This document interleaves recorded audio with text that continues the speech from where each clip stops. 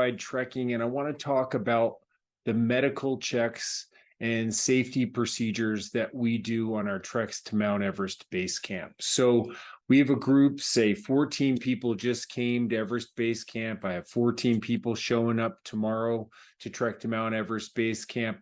It's really important for the guide to be able to monitor each individual to make sure that they're acclimatizing properly and they're safe on the journey to Mount Everest Base Camp. So a couple of things that we do is when people come over, medication-wise, of course, it's important to have any personal medications that you take regularly, have them in your carry-on bag. So in case you have a baggage delay, those are with you at all times. And then a couple of things that people bring on the trek to Everest Base Camp, just so they have it in case,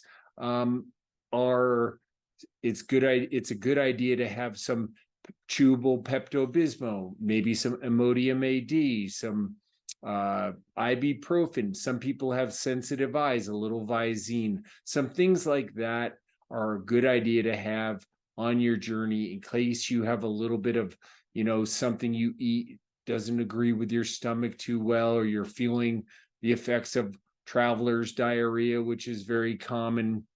Another medication that we recommend people have is Diamox. Diamox is a carbonic inhibitor.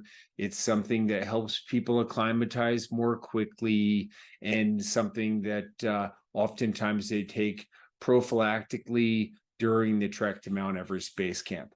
I had 14 people on my first trip. Some take it, most take it, a few decide not to take it. Some people decide not to take it, and then they start taking it after they get up to higher altitude.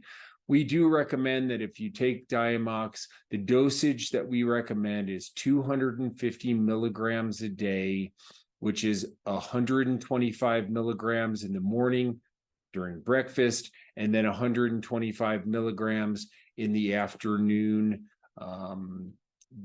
before dinner, or when you're about ready to eat dinner. It is a diuretic. People are going to increase urination during that time. And if they do, that's the body acclimatizing, getting rid of the waste, drinking more water, getting rid of the waste. We want to still stay well hydrated at altitude. So we want people to drink a lot of water along the way. The side effects of Diamox are a bit of tingly lips or tingly fingertips, or very common side effect, increased urination.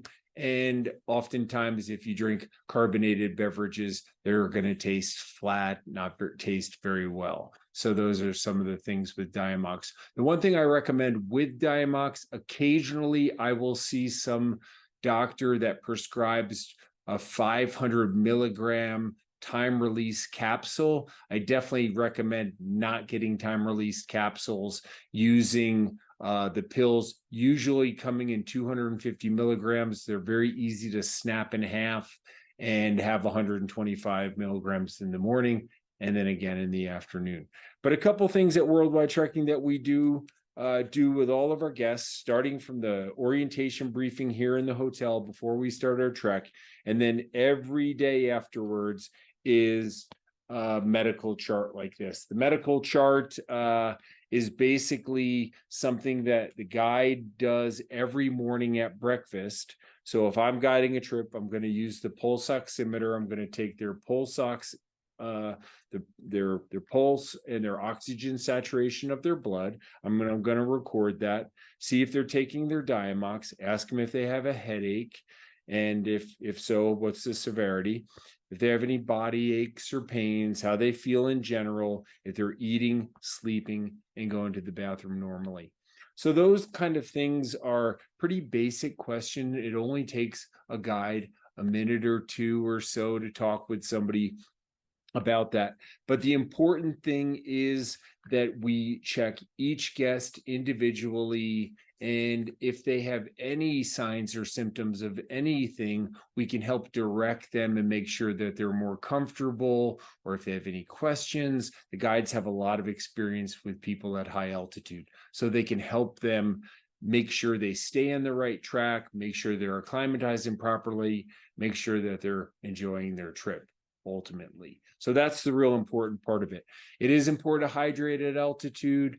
It's important to drink a lot of. In Kathmandu, we provide bottled water for all of our guests as much as they need. And on the trek, we use a expedition ceramic filter, big, large expedition filter. Every time we assemble in one of the tea houses, the water bottles are all collected and they're just put on the corner of the table, and our guys use the filter to filter fresh water for everybody regularly throughout the trip. We want to make sure that people are hydrated well, and we want to make sure that they're eating properly as well. So those are some of the techniques that we use to keep our groups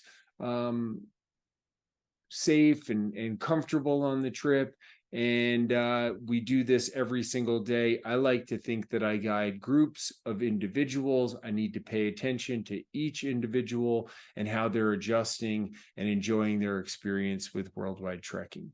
So that's what we do on our Everest Base Camp treks. And thanks for watching. Tune in to the rest of the series, and we'll have more information on our treks with worldwide trekking to Mount Everest Base Camp.